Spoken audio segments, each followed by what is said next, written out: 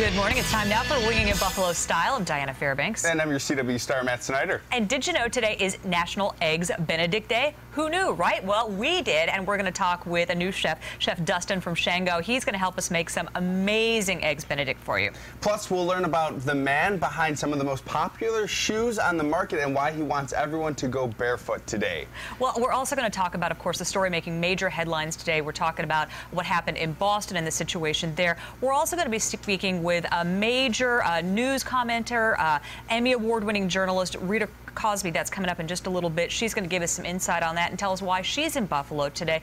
But of course, all eyes are on Boston. It's just incredible. We're just trying to figure out what's happening. Of course, we've had the latest for you this morning on Wake Up. Right now, we want to talk about a little bit about just what it's like. You know, Matt and I were speaking before the show began.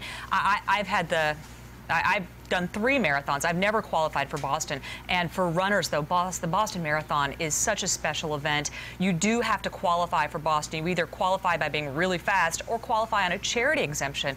And the bombs went off at about 4 hours into the race. If you're about 4 hours in, you're kind of a normal runner. I mean, clearly a runner who has put in a lot of training, but you're not one of the elite.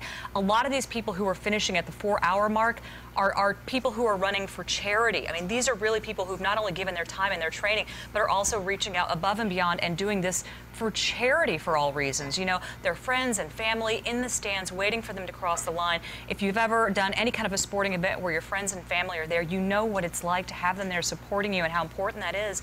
I just cannot believe that this has happened. A lot of people today showing their support for the folks in Boston.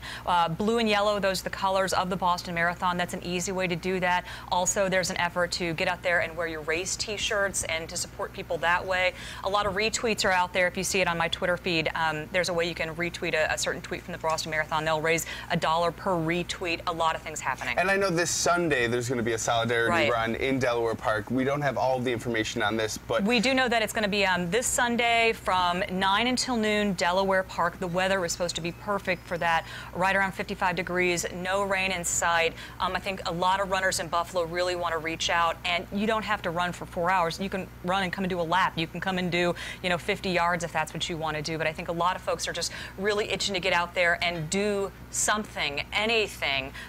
Also, I know the sports teams around the nation are coming together and showing their support for these athletes as well. We're going to go now to Emily Lenahan with the .com check with more on that and some other things this morning. Emily?